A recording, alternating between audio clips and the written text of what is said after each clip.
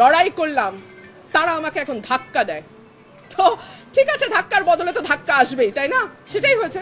যেহেতু ওদের 10 জন 12 জন মিলে কথা বলছে, সো আমি একজন কথা বলেছি, আর আমার পক্ষে একজন ডাক্তার উনি কথা বলেছেন। আমি কোনো গুন্ডা বদমাশের মেলা করি নাই। করতে চাইলে করতে পারতাম, গুন্ডা আনতে চাইলে গুন্ডা আনা যায়, অসুবিধা হয় না।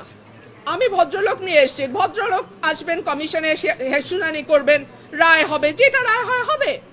কিন্তু তারা যেহেতু গুন্ডা পান্ডা নিয়ে এসছে এবং আবল তাবল বকছে, কথা বলেই যাচ্ছে, আমি লাস্টে একটা কথা বলার জন্য দাঁড়িয়েছি, এবং যেটা 15 বছরে হয় নাই, সেটা আজকে হয়েছে। অলমোস্ট আমার গায়ে ধাক্কা দিয়ে আমাকে ফেলে দেওয়ার চেষ্টা হয়েছে। যেই বিএনপির নেতা কর্মীদের জন্য গত 15 বছর লড়াই করলাম, তারা আমাকে এখন ধাক্কা দেয়। তো ঠিক আছে, ধাক্কার বদলে তো ধাক্কা আসবেই, তাই না? সেটাই হয়েছে। নির্বাচনের আগে একটা সীমানা নিয়ে যদি এইরকম আচরণ আমরা দেখি নিজের দলের মধ্যে। গত 15 বছর যাদের জন্য এত কষ্ট করেছে রুবিন ফারহানা, আজ তাদের দলের লোকজন তাকে ধাক্কা দিয়ে ফেলে দিল।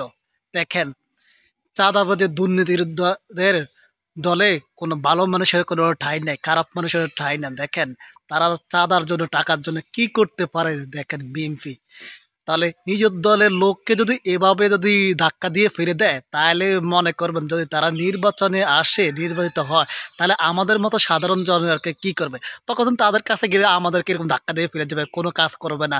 টাকা যেখানে 5 টাকা সেখানে 20 টাকা দাও।